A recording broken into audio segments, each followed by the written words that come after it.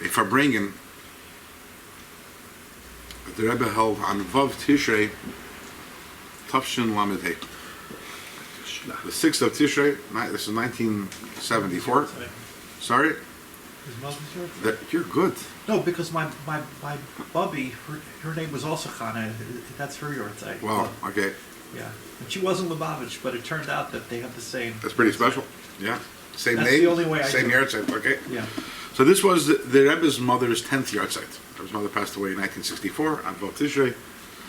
And as always, on the yahrzeit, the Rebbe would make a siyum on a Masechta.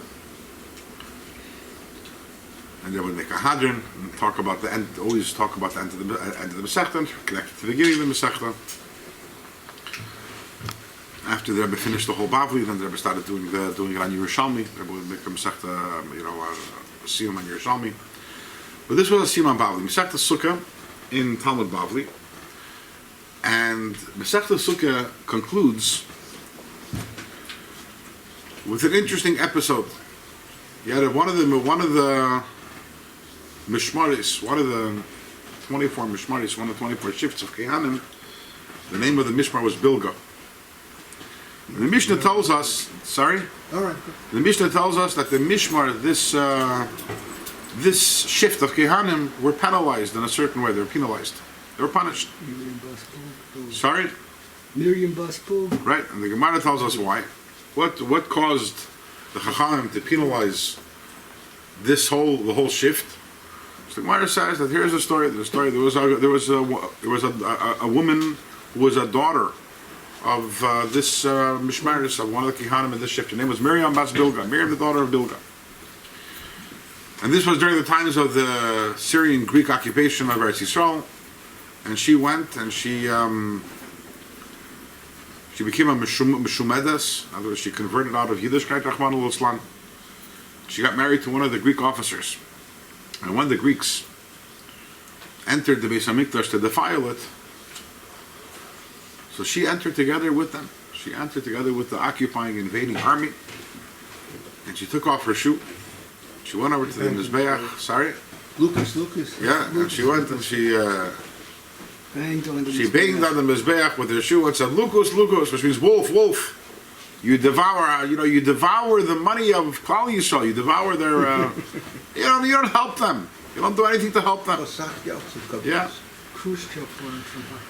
And when the Chachamim heard about this incredible chutzpah of what she did and what she said, so they penalized her entire shift. Now the Gemara asks over there, why would all of the Gemara answers over there, but that's the bottom line. This is the story which for 1,500 years has been learned by many people until the Rebbe comes along, and this Farbrengen, and the Rebbe gives a different spin on it. The Rebbe asks a bunch of questions, as is the Rebbe's way. One of the questions is B'chlal, something which the Rebbe would ask very often. We know that the Gemara tells us that afilu beginus behemoth tmei ledibra kaso. The Torah doesn't say bad things about people. Even about a non-kosher animal, the Torah is careful not to disparage. What's the point in telling us the story?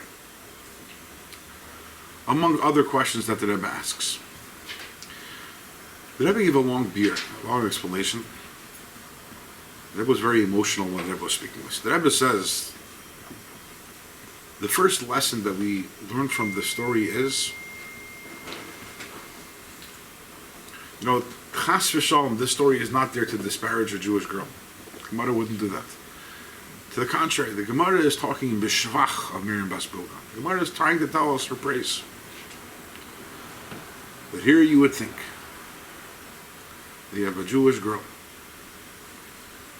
that rejected Yiddishkeit. She went off and she intermarried. And now she's joining the enemy, the invading army, and entering the Beis HaMikdash. And she takes off her shoe and she hits the Mizbeach. And you would think, who cares? So she hit the Mizbeach. After everything that she's done until now, the fact that she converted out, she intermarried, is there any significance whatsoever to the act that she hit the Mizbeach? She is already upgeschnitten. She's already cut off. She's cut off. What she does is no longer relevant. And the Rebbe says, and the Rebbe with the motion, Wo abgeschnitten? Was abgeschnitten? Who tied off? Who cut off? What cut off? A Yiddish maidel, a Jewish girl, can't be cut off. And therefore, when a Jewish girl goes and she takes her shoe and she hits the Mizbeach, the Eber Hashem cares about it. Why? Because Hashem cares about her. Because she's important and her actions are important. To the contrary, the Gemara is telling us that regardless of what she did up until this point, what she did was still significant. It brings out something interesting. The Rambam, in one of his letters, if I recall correctly, it's in Nigeris Teman. Not it's in Nigeris Tchias HaMesim, but I believe it's in Nigeris Teman. The Rambam writes something interesting. He says, some people think, that you reach a certain point, a person, Chas V'Shalom, becomes a Rasha, reaches a point where you say a point of no return. You crossed that red line, and then it doesn't make a difference anymore. So the Rambam, there's no such thing. The Rambam says, you should know that Yeravam ben Nevat, when he went up to heaven, he was punished also for not making an Erev Tavshilin. Not making what? An Erev Tavshilin. Erev Tavshilin, which is this is what the Rambam says, which is an Erev Tavshilin, which is a mitzvah derabbanan. Now you realize who this Yeravam ben Nevat was. Yeravam ben Nevat was someone who single-handedly was responsible for causing most of Klal Yisrael to become Oivdei Avodah Zarah. He doesn't have a chelik in Olam Haba. Right, he doesn't have a chelik in Olam Haba. Which, by the way, the Rebbe takes that apart also. That's in a different place. The Rebbe talks about that. To be all the way regular. What? The whole letter from the Rebbe about that. According to the Rebbe, he'll also have a chelik in Olam Haba. And the Rebbe brings many proofs for it. But that's the Rebbe's style. He caused him not to be a goy l'regel, and he caused them, and not only that, he set up two hagalas, right? Caused. You imagine the punishment that he got when he went up to heaven. And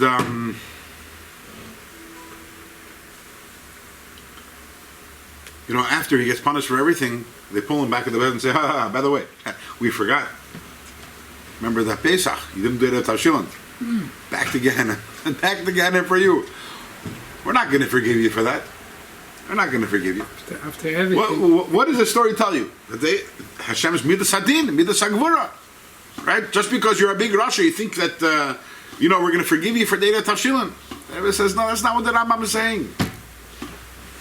The Rambam is saying, even though that he was such a big Rasha, and all the Vedas he did, his actions are still important to Hashem, and therefore when he doesn't do an Erev Tavshilin, it makes a difference. Why? Because a Yid is a Yid, and the Eibishter cares about a Yid. And a Yid's actions are significant, and the Eibishter wants a Yid to do a mitzvah, and Hashem doesn't want a Yid to do an Avera. And that never stops.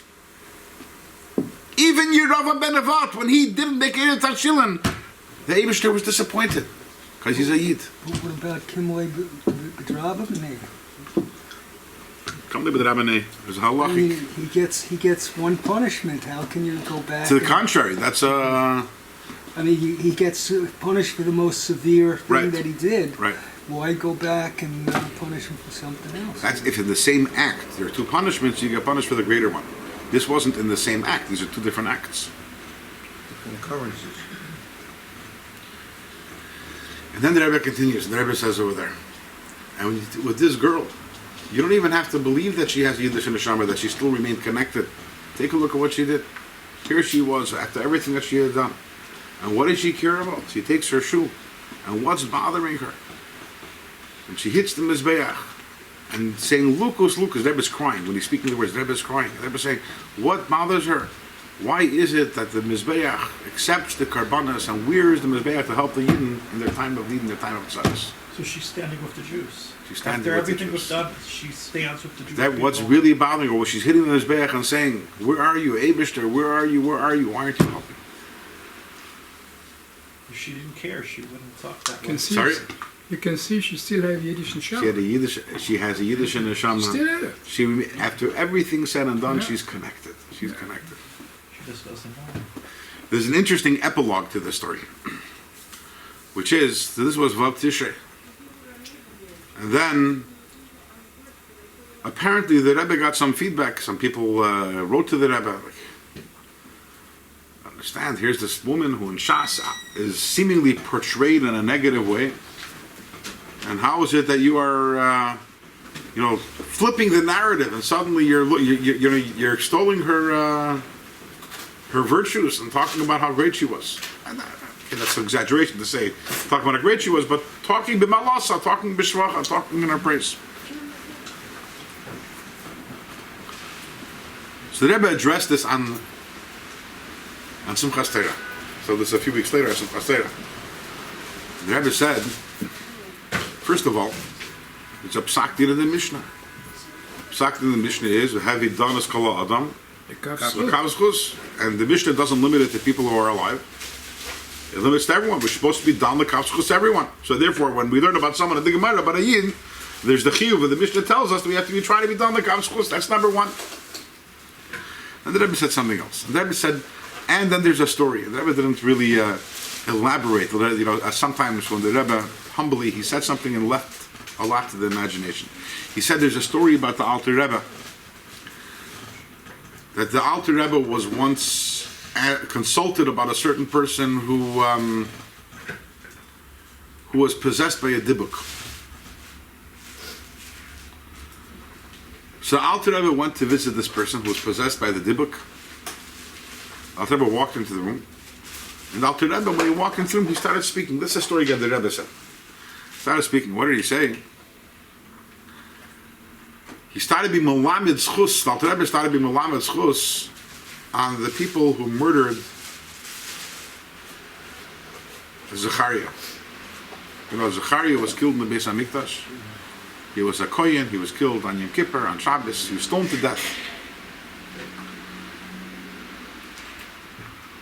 And Alter Rebbe said that the ones who killed him, the ones who stoned him, the reason why they did it is because they felt that when Hashem gives a nevuah to someone, when that nevuah is said, when that nevuah is articulated, so that's actually bringing the energy into the world. And they felt that Zechariah, he was saying these nevuahs, these prophecies about the Churban Beis Hamikdash, about the destruction of Beis Hamikdash. Now, even though a Navi has to say the nevuah that Hashem gives them, and in fact, if a Navi refuses to give over his nevuah, so then he's chayiv misa b'dei shamayim. But they felt that he should have gone on Mesiras Nefesh, and he should have forfeited his life rather than say the nevuah is about the destruction of the Beis Hamikdash. By the way, there is a precedent to that, which is the Navi Yoina. The Navi Yoina didn't want to do the nevuah. Also, he didn't want to say his nevuah because he felt it would reflect badly on Klal Yisrael, and he was willing to go on Mesiras Nefesh, not to give over the nevuah, even though he had to. But again, because he thought that if the people of Nineveh did tshuva, as ended up happening, and the Yidden didn't tshuva, would look bad for the Yidden. Alter Rebbe said this, and suddenly the guy was fine. The dibuk was gone. And Alter Rebbe explained that this person was possessed by one of the killers of Zechariah. And this person, the neshama of this person, because of the magnitude of the sin, was not able to even to go into Gehenna. There was nothing, he was rejected from everywhere for all these years.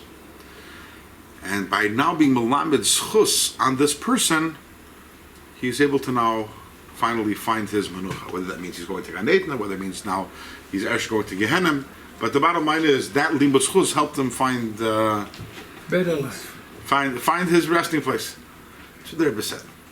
And everyone in the room, they understood what the Rebbe was saying. The Rebbe was saying that Miriam Bas Bilgah was waiting for this Limud Zchus. Just like the Alter Rebbe was Melamed Zchus on the murderer of Zechariah, so the Rebbe hinted. The Rebbe didn't say it clearly because that wasn't the Rebbe's style to say, and I was the one who got Miriam Bas Bilgah into it. He just said a story, and if you understood, you understood. That was what the Rebbe was saying. But there's a larger idea that emerges over here, which is the way the Rebbe looks at a Yid.